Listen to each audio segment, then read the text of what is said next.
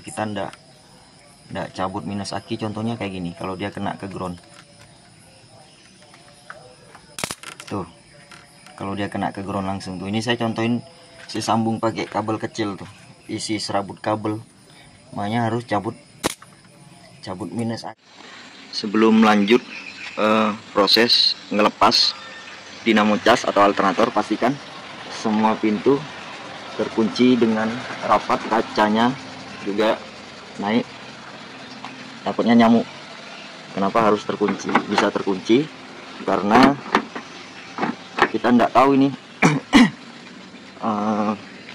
dinamonya bakalan selesai dalam sehari atau butuh waktu yang tidak terselesaikan dalam sehari kan. Kalau praktek teknisnya itu kan mengantisipasi, bahkan kemungkinan terkecil sekalipun harus diantisipasi. Diantaranya itu kalau ternyata tidak selesai dalam sehari kan, kaca sudah naik dengan rapat, pintu juga sudah terkunci dengan, selain pastikan dia terkunci, pastikan juga ini bisa dibuka. Jangan bisa terkunci tidak bisa dibuka manual. Nah ini kan bisa.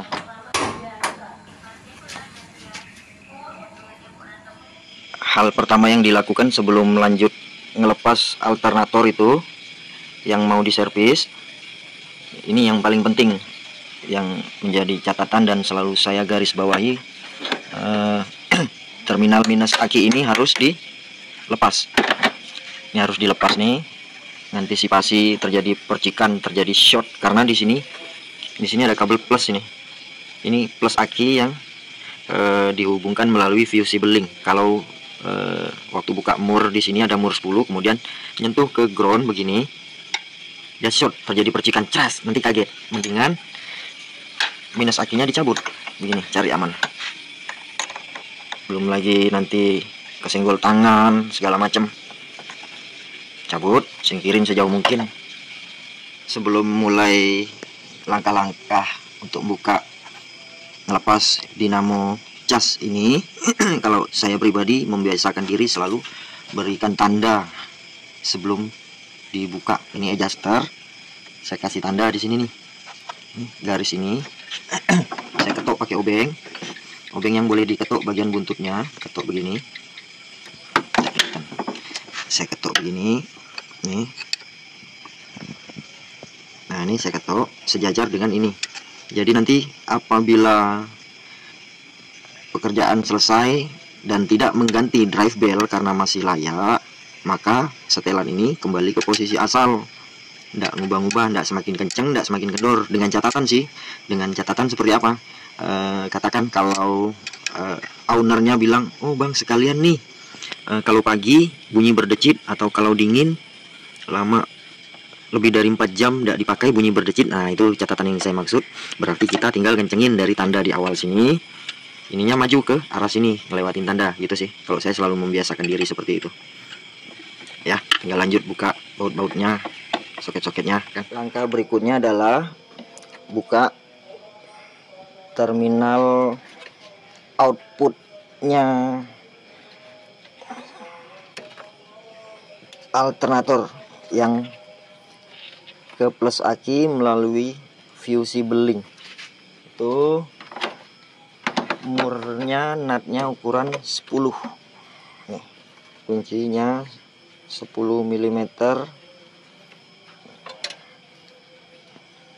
nih. Kalau minus akinya tadi sudah dicabut, shortnya aman, jadi ndak short ini ya. Makanya wanti-wanti harus cabut kabel aki minimal yang negatif. Oke, lanjut buka.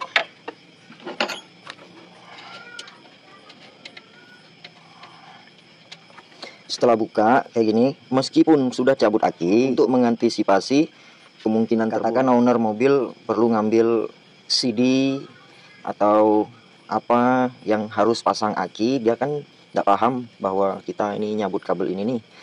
Untuk mengantisipasinya kita tutup lagi nih yok nih, jadi meskipun dia tersentuh ke ground nanti aman ya. Jangan lupa nih, namanya mengantisipasi kan, tidak tahu kebutuhan pemilik mobil kan, atau sekedar harus geser mobil sedikit, nyalakan, tidak tahu lah pokoknya. kemungkinan terburuk. Selanjutnya tinggal cabut soket ini, soket alternator. Ini lidah, di sini ada lidah nih. Kalau kita tekan dia naik tuh lidahnya, kelihatan. Tekan. Nah itu lidahnya itu ini. Nah kalau ini kita pencet pakai jempol. Nah ini tuh naik lidahnya, baru dicabut. Ada beberapa yang udah bertahun-tahun tidak pernah dilepas, susah nih. Caranya itu setelah dipencet, dorong dulu ke depan, baru tarik lagi ke belakang begini. Nah, kan jadi mudah kan. Kadang ada mobil yang udah bertahun-tahun tidak pernah ngalami trouble tuh, saya yakin pasti susah nyabutnya ini.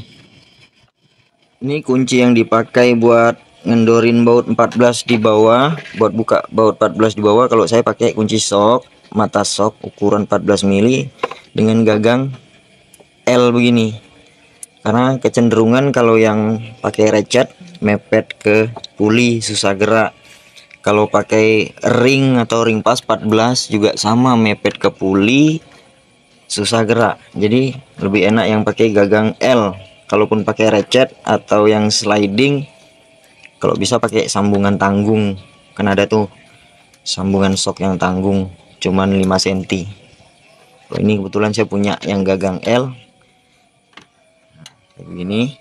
Nah, untuk ngendorinnya, untuk ngendorin ininya, kawan-kawan cukup putar baut adjusternya ini lawan arah jarum jam gini, dia udah ngendor tuh. Putar sampai dapat kendor, baru bisa dibuka ini drive belnya ini. Tuh tinggal putar ke sini, udah ngendor ini. Nah, langkah selanjutnya adalah tinggal buka drive bell ini, fan bell atau kawan-kawan biasa bilang V-bell gitu, kalau saya bilangnya drive bell. Ini tinggal dibuka. Nanti waktu dibuka, setelah dibuka jangan lupa diperiksa sekalian, barangkali retak atau sobek nih. Ini ketika saya tekuk begini, nah itu tidak retak, tidak pecah, berarti drive bellnya masih oke, masih boleh dilanjutkan pasang nanti setelah perbaiki dinamo cas, perbaiki alternator.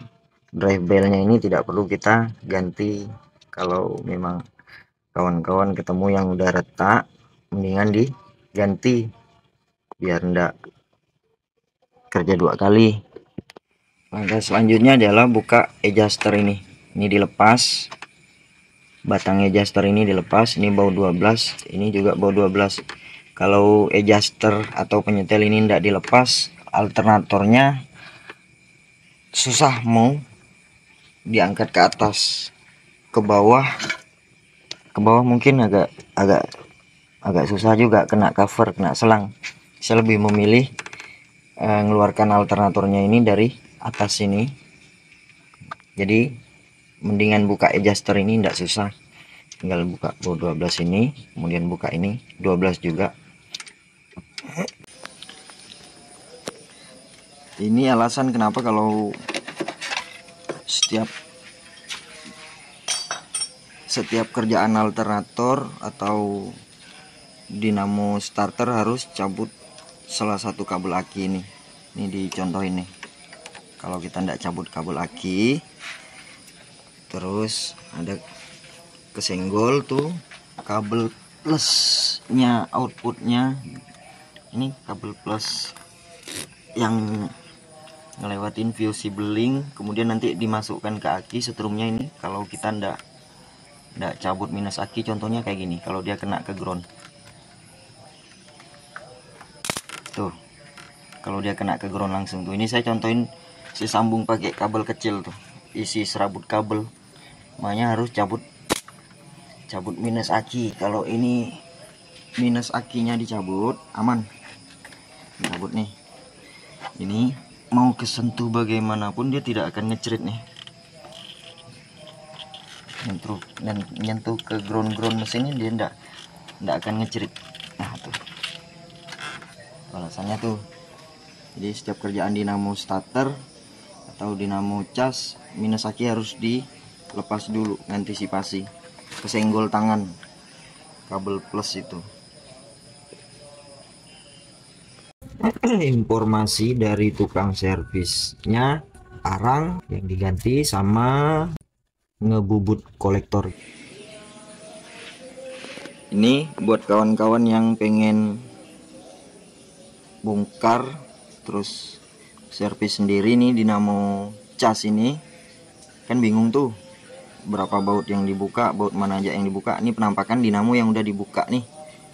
Nah, ini baut ini paling bawah, ukurannya 14.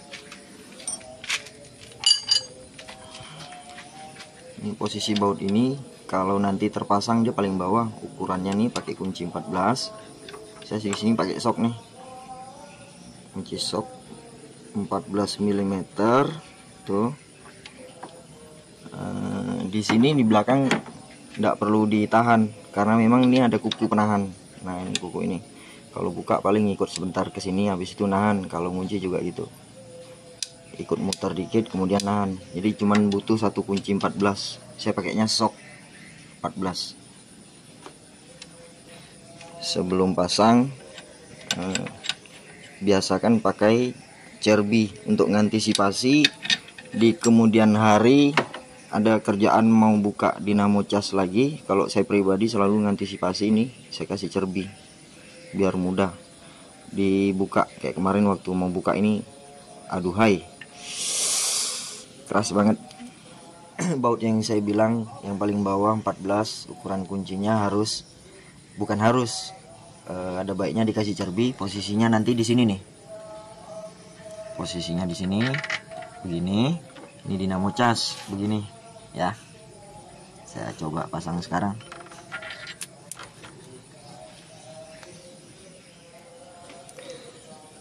Cara pasangnya ini, yang dua ini di bawah ketemu tadi baut panjang, yang ini di atas. Oke, saya pasang.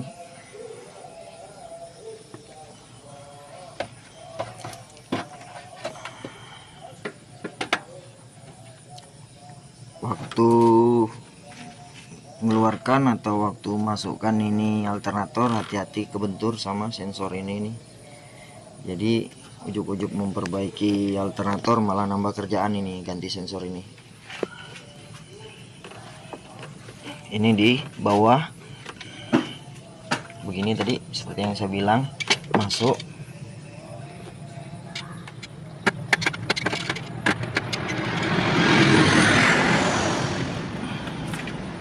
Bautnya kan ini besar nih, lubangnya presisi. Buat memastikan lubangnya udah center belum antara lubang alternator dengan lubang bracket di mesin, saya pakai obeng. Saya coba pakai obeng dulu begini buat meluruskan lubang.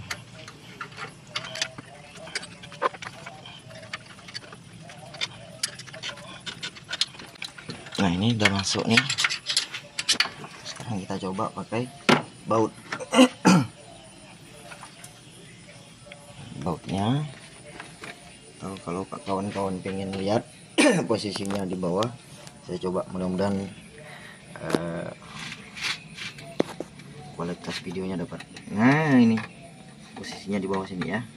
Kita lihat lubangnya juga. Tuh lubangnya tuh kan, kelihatan kan? Nah, itu lubang baut 14. Oke, lanjut saya pasang.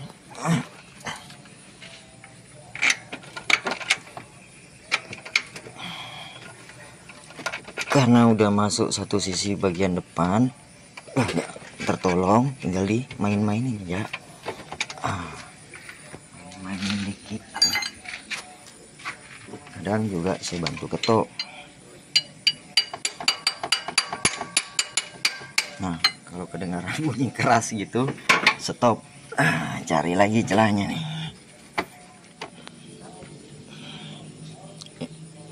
Oh, udah masuk ya.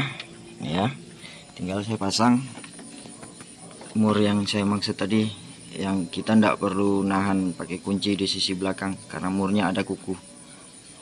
Ini kukunya nih, ndak perlu repot. Posisinya di belakang sini. Ini penampakan baut 14 setelah terpasang dari sisi depan. Nah, ini kan puli 14. Ini adalah penampakan mur dari sisi belakang yang saya bilang kukunya punya penahan sendiri ini.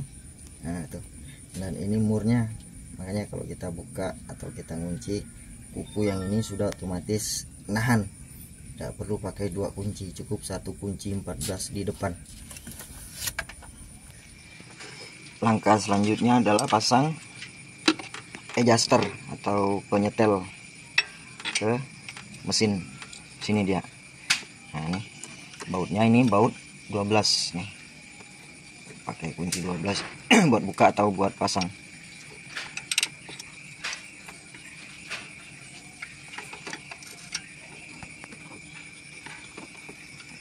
Adjuster, tapi ini bukan adjusternya, ini yang diikat ke badan mesin, yang dipasang di badan mesin. Nah, itu kan badan mesin tuh kan badan mesin. Nanti ini adjuster kan ketemu sama ini nih, ketemu sama ini.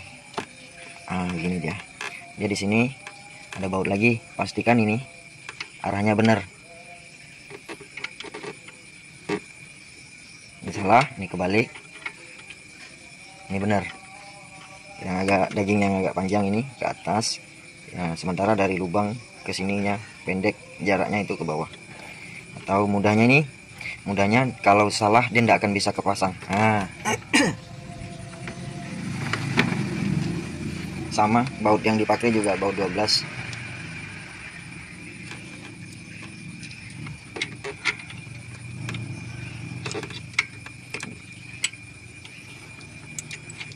Yang di sini jangan dikencengin dulu tadi waktu masang, jadi ini bisa main.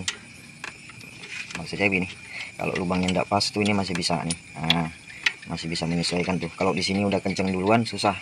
Main tadi saya cuma cantum dulu, nah, baru pasang ini. Langkah selanjutnya adalah masang drive bell. Ada orang bilang fan bell, V-bell. Kalau saya lebih, kecenderungan saya itu lebih enak bilangnya ini drive bell, sabuk penggerak. Sebelum masang pastikan di puli-puli yang lain sudah terpasang dengan benar. Gigi-giginya pastikan sudah terpasang dengan benar. Puli bawah juga nih, puli utama diraba pakai tangan, kemudian dipasang.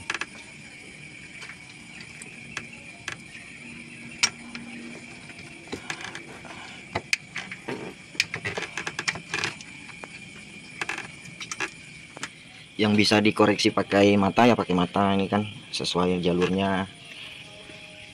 Ini sesuai jalurnya. Yang sana sesuai jalurnya. AC, puli pembantu sesuai jalurnya. Kalau puli utama ndak bisa kelihatan mata, cukup diraba pakai tangan begini. Nah ini udah oke. Tuh, kelihatan sudah rapi nih masuknya di puli utama drive bellnya.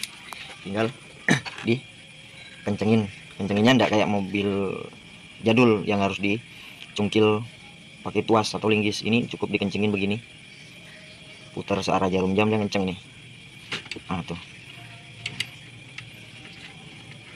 kalau tidak ganti drive bell ini setelan kekencangan drive bellnya ini dikembalikan ke tanda semula saat kita sebelum bongkar yang sudah kita tandain tadi. Ini tandanya dikembaliin ke posisi semula, jadi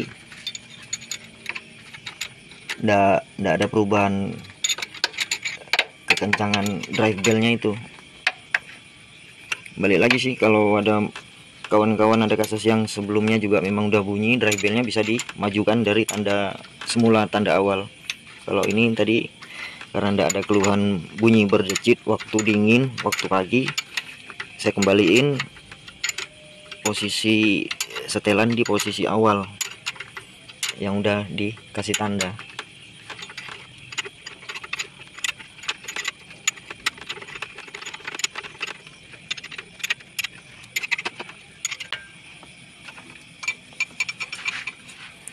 Ini tanda yang saya bikin sebelum dibuka nih kan, tandanya nih saya ketok ketoknya harus pakai obeng yang boleh diketok buntutnya di bagian sini, bebas sih. Kalau saya mudah di bagian sini sejajar dengan ini, dengan besi ini.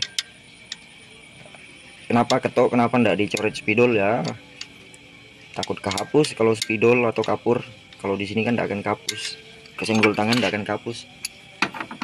Kembaliin, tadi udah selesai, kembaliin, kencengin, adjusternya dikencengin, di sini dikencengin yang ke blok mesin ini.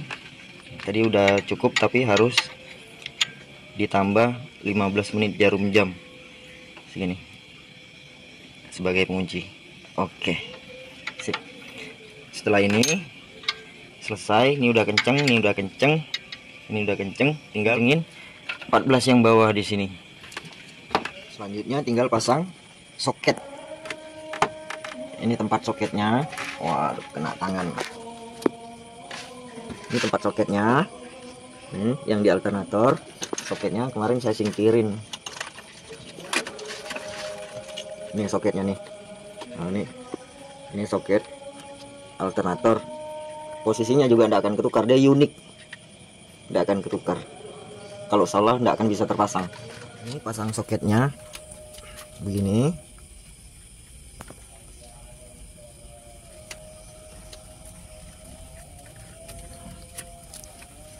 Tekan sampai terdengar bunyi klik. Nah, ini yang kadang sepele tapi mematikan kalau tidak kedengaran bunyi klik. Waduh. Selanjutnya pasang kabel plus output sumber daya, output hasil tegangan setruman pengisian. Ini output ke plus aki, tapi tidak langsung ke plus, ngelewatin fusible link. Tinggal pasang. Langkah terakhir adalah pasang kabel minus aki.